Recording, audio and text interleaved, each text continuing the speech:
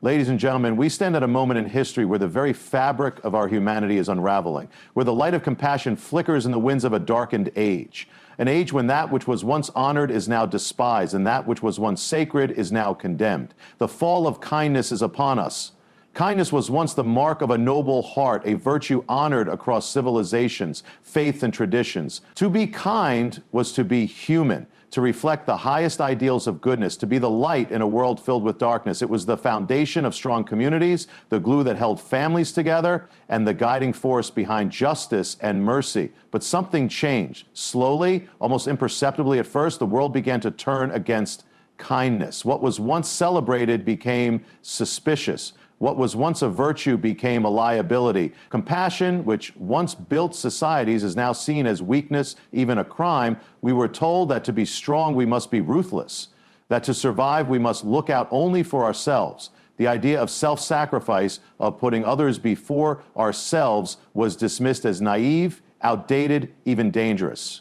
In ancient times, civilizations understood that kindness was not just a moral duty, but the very fabric of a thriving society. The weak were cared for, the stranger was welcome, the suffering were not ignored. Even in the harshest times, when survival was a struggle, people still held onto kindness as a sacred duty. But in our modern world, where comfort and abundance should have made us more compassionate, we have instead hardened our hearts. We have replaced love with indifference, mercy with judgment, and generosity with selfishness.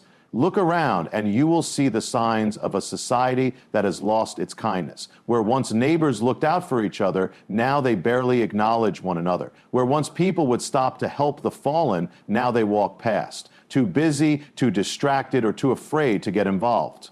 Even the smallest acts of kindness are met with suspicion. A kind word is questioned. A helping hand is rejected. A generous heart is ridiculed. Why has this happened? Because we have been taught that kindness is weakness. We have been told that in order to succeed, we must harden ourselves, that mercy is a burden, and that looking out for others will only bring trouble. And so little by little, kindness has been stripped away from our hearts, replaced with cold calculation and self-interest. It is no longer enough to be good. Now, one must be careful, one must be strategic. One must think twice before helping another, because in this new world, kindness is not just inconvenient, it is dangerous. Those who stand for compassion are mocked. Those who give are exploited. Those who speak of love are silenced. And those who dare to live with mercy are seen as a threat.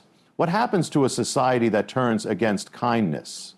It begins to crumble. It loses its soul. It becomes a place where people live only for themselves, where trust erodes, where justice is twisted, and where the weak are left to suffer alone. It becomes a world where cruelty is justified, where indifference is rewarded, and where love is forgotten. The consequences of abandoning kindness are not small. They are devastating. Without kindness, there is no community, only isolation. Without kindness, there is no justice, only power. Without kindness, there is no future, only survival. Yet, even in the midst of this great decline, kindness has not truly disappeared. It cannot. For no matter how much the world tries to suppress it, no matter how much darkness rises, the light of kindness will always remain. It may be hidden, it may be silenced, it may be rejected, but it cannot be destroyed. And so the question is not whether kindness has fallen, it is whether we will let it stay down. Will we allow the world to dictate what is right? Will we bow to the fear that has silenced compassion? Or will we rise against the tide, against the voices that tell us to be cold, to be indifferent, to be selfish? The choice is ours. We can follow the path of hardness, of self-preservation, of looking out only for ourselves. Or we can choose kindness, even when it costs us something, even when the world mocks us for it, even when it seems like the harder road, because in the end, it is kindness that builds. It is kindness that heals. It is kindness that stands the test of time. Empires rise and fall, powers shift, the strong fade, but kindness endures. It is not weakness. It is not foolishness. It is the only thing that makes us truly human. There was a time when the difference between right and wrong was clear, a time when goodness was celebrated, when morality was honored, and when to do what was just and true was seen as the highest calling. But something changed. Slowly, subtly, the definitions of right and wrong were rewritten. What was once virtuous became controversial. What was once noble became offensive. And what was once good was now called evil. It did not happen overnight. The shift came like a slow tide, creeping in until one day the world had changed and few could even remember how it had been before. Compassion, mercy, and truth, once the pillars of righteousness, were twisted, redefined, and repackaged into something unrecognizable. It was not that morality had disappeared. No, morality was still spoken of, still demanded, still enforced, but it had been inverted. What had once been considered sin was now virtue, and what had once been holy was now condemned. It is an ancient pattern, a deception that has played out throughout history. When a society drifts from truth, it does not remain neutral. It does not simply abandon morality. It replaces it with another morality, a counterfeit, one that justifies evil and condemns righteousness. And so kindness, once the mark of the good, became a target. Compassion, once celebrated, became a crime. The world, in its corruption, did not reject righteousness outright. Instead, it created its own version of it. It took love and twisted it. It took justice and redefined it. It took mercy and turned it into something that suited its own desires. And in doing so, it condemned those who held onto the true meaning of these things. To stand for truth became an act of hatred. To show kindness in the wrong way became an offense. To hold on to the values that had stood for centuries became an act of rebellion. And those who refused to conform to the new morality found themselves outcasts, labeled as the enemy, persecuted for the very virtues that once defined the righteous. How does a society come to this? How does a people forget what is good? It begins when truth is no longer absolute, when right and wrong become matters of opinion, when morality is shaped by culture rather than by an unchanging standard, when people seek not what is true, but what is convenient. When a nation departs from truth, it does not do so without consequence. It may for a time appear strong. It may seem enlightened. It may boast of progress, but beneath the surface, the foundations have cracked. The pillars that once held it up begin to weaken, and soon it begins to collapse under the weight of its own corruption. Without truth, there can be no real justice. Without truth, there can be no lasting peace. Without truth, love itself is twisted into something else. A love that no longer protects, no longer corrects, no longer sacrifices, but instead demands, controls, and condemns those who do not submit to its new definition. And so those who once sought to live with kindness find themselves accused. They are told that their mercy is intolerance, that their compassion is cruelty, that their desire to uphold what is right is an act of oppression. And so the righteous are silenced, the kind-hearted are cast out, and those who hold on to the truth must now do so at great cost. But the truth is not so easily erased. No matter how much the world seeks to redefine it, no matter how fiercely it fights to suppress it, truth remains. It does not change, it does not fade, and in the end, it will rise again. The question is, in the midst of a world that has turned against true goodness, who will stand? Who will refuse to bow to the false morality of the age? Who will hold on to kindness even when it is condemned? Who will choose to love, not as the world commands, but as love was always meant to be? It will not be easy. Those who stand for truth will face opposition. They will be mocked, rejected, and accused. They will be told they are wrong even as they cling to what is right. But they will also be the light in the darkness, the last remnant of a world that once knew what was good. For though the world may twist morality, though it may condemn the righteous and persecute the kind, it cannot change what is true. And in the end, truth will stand, justice will prevail, and the light of true kindness will shine once more. When a society abandons truth, it does not do so without consequences. It is not simply a matter of changing opinions or adopting new ways of thinking. It is the unraveling of everything that holds a civilization together. Truth is the foundation upon which justice stands, upon which morality is built, upon which kindness and compassion find their meaning. When truth is cast aside, everything that depends on it begins to crumble. The moment truth is no longer absolute, it becomes subject to manipulation. It is no longer something to be discovered, it is something to be shaped, redefined, and molded to fit the desires of those in power. And when truth is no longer fixed, neither is morality. What was once considered good can suddenly be declared evil, and what was once condemned can now be celebrated. It is no longer about what is right, but about what is convenient. No longer about what is just, but about what serves the agenda of the age. And so kindness, which was once an unquestionable virtue, becomes a point of contention. No longer rooted in truth, it is now redefined according to the shifting morals of the world. The kindness that once sought to uplift the broken, to heal the wounded, to restore the lost, is now seen as a problem because it does not conform, because it does not bow to the new definition of righteousness imposed by the culture. In a world where truth is abandoned, kindness itself is corrupted. It is no longer about mercy, but about control. It is no longer about genuine care, but about compliance. The world no longer asks, is this right, but does this align with the new standard? And if kindness does not fit within that standard, it is rejected, it is mocked, it is criminalized. This is the danger of a world without truth. It does not become neutral, it becomes hostile. It does not allow room for real compassion. It replaces it with a counterfeit. It creates a morality of its own, one that punishes those who refuse to go along with the deception. Those who hold onto real kindness, real love, real justice, find themselves at odds with a world that demands a false version of these things. And so the consequences begin to unfold. When a civilization turns from truth, it turns from justice. It turns from order, it turns from peace. It begins to see good as dangerous and evil as necessary. It begins to silence those who speak against the deception, not because they are wrong, but because their words threaten the new narrative.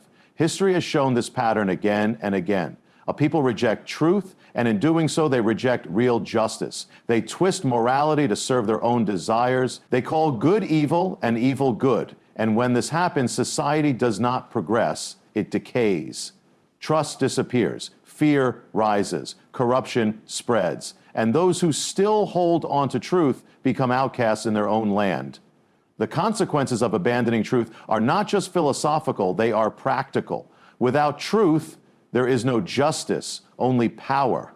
Without truth, there is no love, only manipulation. Without truth, even kindness is twisted into something unrecognizable. And yet, even in the midst of this deception, truth does not disappear. It cannot. No matter how much the world tries to bury it, to silence it, to erase it, truth remains. It may be hidden, it may be suppressed, but it does not cease to exist. And those who hold on to truth, who refuse to bend to the ever-changing morality of the age, become a light in the darkness. The question then is not whether truth will endure, it always does. The question is who will stand for it, who will refuse to let kindness be redefined, who will hold on to mercy when the world demands cruelty, who will choose righteousness when it is called rebellion. It will not be easy. To stand for truth in a world that has abandoned it is to invite persecution. To practice true kindness in a world that has twisted it is to face rejection. But it is also the only way forward. Because in the end, lies do not last. Deception does not stand the test of time. The world may fall into confusion, into darkness, into chaos, but truth remains. And those who stand for it will not stand in vain, for the time will come when the deception is exposed, when the false morality crumbles under its own weight, when those who have rejected truth will have no foundation left to stand on. And on that day, those who held fast, those who refused to bow, those who stood for true kindness and true justice will be vindicated. Until that day, the choice remains. Will we follow the world into its deception, or will we hold on to truth no matter the cost? The answer will determine not just our fate, but the fate of generations to come.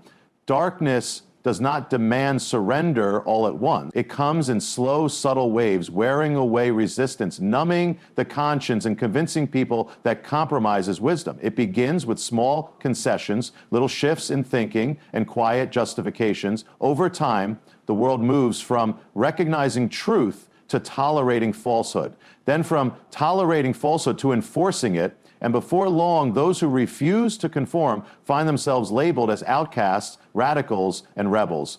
It is in these moments that the call to resist darkness becomes most urgent. To resist is not merely to oppose, it is to stand firm in the face of pressure, to refuse to bow when the world demands submission, and to hold on to truth when the cost is high. It is to continue being kind when kindness is mocked, to continue showing mercy when mercy is condemned, and to continue loving when love is misunderstood. The world has always had its enforcers, voices that seek to silence dissent, forces that attempt to mold people into compliant subjects, systems that reward those who go along and punish those who do not. They do not need to use violence at first. They rely on persuasion, on shame, on isolation. They convince the masses that the old ways are outdated, that those who hold on to truth are dangerous, that kindness itself must be redefined according to the new moral order.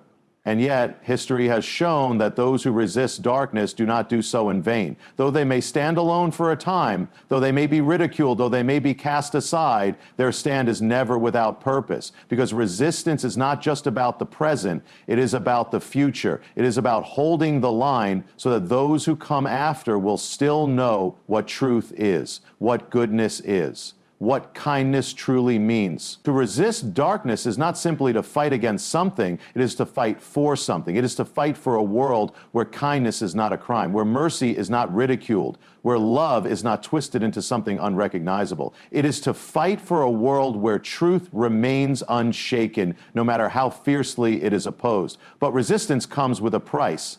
It is not comfortable, it is not easy. Those who stand will be misunderstood. They will be called intolerant, unkind, even cruel, because they refuse to accept the lies that others have embraced. They will be told they are on the wrong side of history, that their values are outdated, that their beliefs are a threat. And yet, they must stand anyway, because to surrender is to lose not only the battle, but the very essence of what it means to be good. To give in is to allow deception to spread unchecked, to let love be replaced by control, to let justice be rewritten by those who seek power rather than truth. There is always a remnant, those who refuse to bow, those who will not be moved. They may be few, but they are strong. They are the ones who refuse to let kindness die, who continue to show mercy even when it costs them, who hold on to truth when the world has abandoned. They do not fight with anger or hatred, but with unwavering resolve. They are not loud with their voices, but they are immovable in their convictions. And in the end, they are the ones who change the course of history. Because deception, no matter how widespread, is still a lie, and lies, no matter how fiercely defended, always fall before the truth. Darkness, no matter how deep, cannot put out the light of even a single flame. The question is not whether darkness will rise. It always does. The question is who will stand against it, who will refuse to conform, who will choose to love, not as the world demands, but as love was always meant to be. Who will resist the pressure to bow to a false morality, to accept a counterfeit kindness, to abandon truth for the sake of comfort? It will not be easy.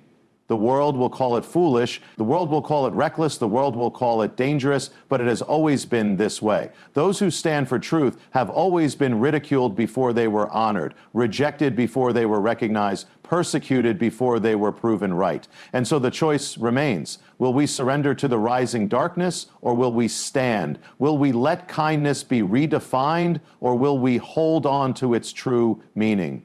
Will we allow deception to prevail, or will we fight? Not with anger, not with hatred, but with unwavering truth, with relentless love, with a kindness that refuses to be silenced. The answer to that question will determine more than just our own fate. It will shape the world for generations to come, because darkness only prevails when the righteous refuse to stand, and light only fades when those who carry it choose to put it down.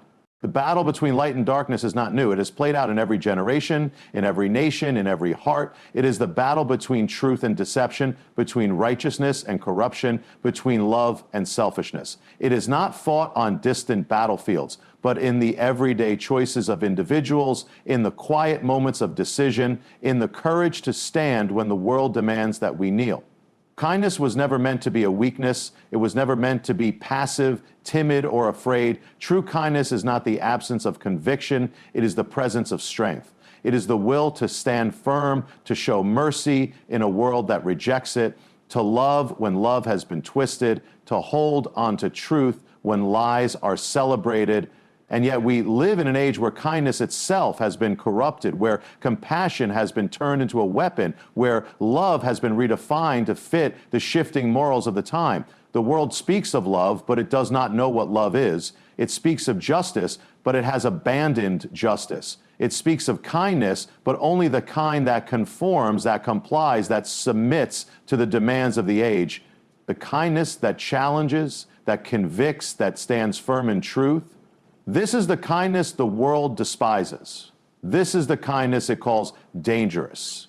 And so the choice is placed before us. Will we embrace the world's version of kindness, one that is safe, one that is convenient, one that costs nothing but means nothing?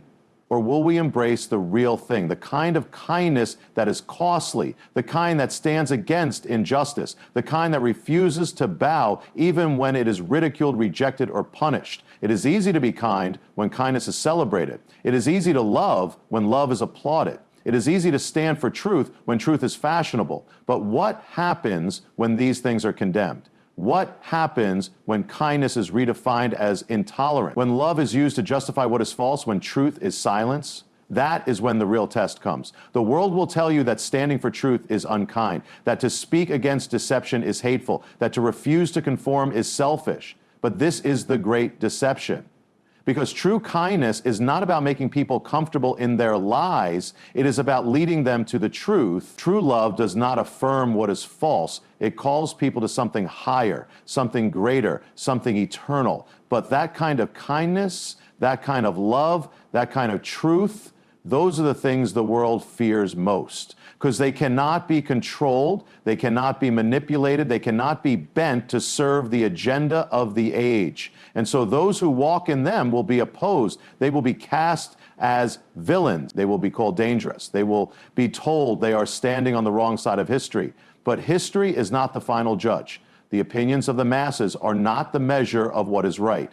Truth remains truth, no matter how many reject it. Kindness remains kindness, no matter how many twist its meaning. And love remains love, no matter how many try to reshape it into something else. To stand in kindness when kindness is condemned is no easy thing. It is costly, it is painful, it requires courage that few are willing to muster. But it is the only way that goodness prevails, because when kindness falls, when compassion is silenced, when love is distorted, the world does not move forward, it falls into darkness. And so the call is not to conform, the call is to stand, to love with a love that is real, to show mercy that is true, to walk in kindness that does not yield to deception, to hold on to truth, even when the world calls it a lie. For in the end, deception never lasts. The false morality of the age will crumble, just as it has in every age before. The lies will be exposed. The corruption will be uncovered. The falsehoods that seem so powerful will fade into history, and truth will stand. And on that day, those who held firm will not be ashamed. Those who stood for kindness when kindness became a crime will not regret it. Those who refuse to bow will see that their stand was not in vain. The world may try to silence the truth, but it cannot erase it. It may try to redefine kindness, but it cannot change its essence. It may try to twist love, but love will always be what it was meant to be. And so the only question that remains is this: when the world turns against kindness, will you still choose to be kind? When compassion is condemned, will you still show mercy? When love is redefined, will you still hold on to the real thing? When truth is opposed, will you still stand? Because in the end, what we choose now will determine more than just our own fate. It will shape the world for generations to come. And the legacy we leave will not be written by those who bowed, but by those who stood. There comes a moment in history when a line is drawn, not by human hands, not by political movements, but by the very nature of truth itself. A moment when society stands at a crossroads, when it must decide whether it will continue down the path of deception or turn back to what is right. These moments are not marked by grand declarations. They are seen in the small choices of individuals, in the quiet resolve of those who refuse to surrender, in the unwavering stand of those who will not let truth be rewritten. We are living in such a moment where kindness is no longer an uncontested virtue, where compassion is no longer welcomed unless it aligns with the demands of the age. It did not happen all at once. The change came subtly, quietly, almost unnoticed. At first, kindness was celebrated, encouraged, admired. Then, slowly, it was questioned, then regulated, then restricted, until one day kindness itself was declared dangerous. But how does a world come to this? How does a society move from upholding kindness as a virtue to treating it as a crime? It begins when truth is severed from morality. When people stop asking, is this right? And instead ask, does this fit the narrative? It begins when justice is no longer about what is good, but about what is convenient. When morality is no longer rooted in reality, but shaped by those who hold power. And once that shift takes place, nothing remains sacred. Kindness becomes a tool for manipulation. Compassion is weaponized to control. Love is twisted to justify what is false. And those who hold on to true kindness, true compassion, true love, find themselves standing against the tide. The world does not oppose kindness in its purest form. It opposes kindness that refuses to be redefined.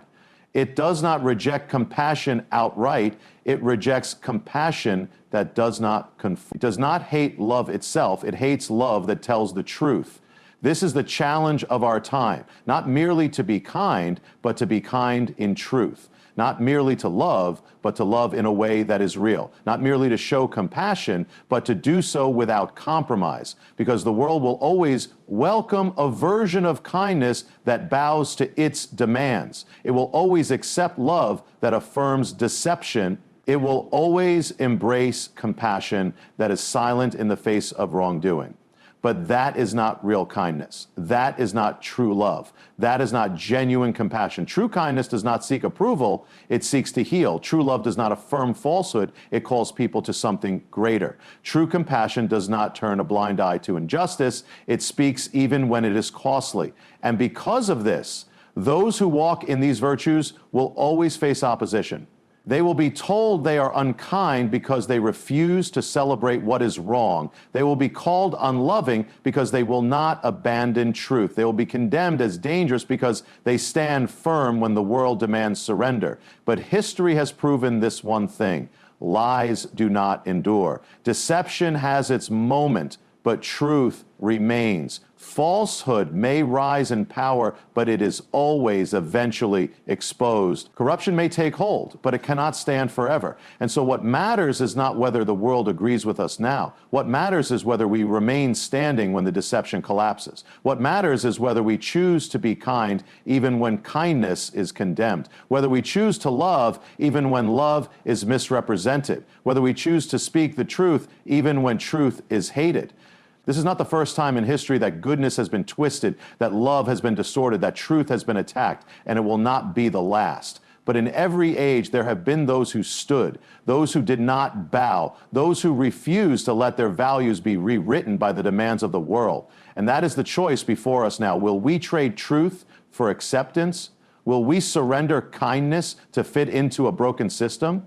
Will we remain silent so that we do not offend, or will we stand knowing that real kindness is worth the cost? Because the world does not need more compromise. It does not need more people who will say whatever is necessary to be accepted. It does not need more voices that will echo the latest trends. It needs those who will be kind when kindness is ridiculed, who will love when love is costly, who will speak truth when truth is dangerous. It will not be easy. It will come at a cost. But if we choose to stand, if we refuse to let deception define us, if we choose kindness not as a tool of conformity, but as an act of courage, then history will not remember us as those who surrendered. It will remember us as those who stood firm, as those who chose what was right over what was easy, as those who held onto light even when the world embraced darkness. And in the end, light always prevails. Truth always stands. Kindness, real kindness, will never be erased. It may be rejected, it may be opposed, but it will never be overcome.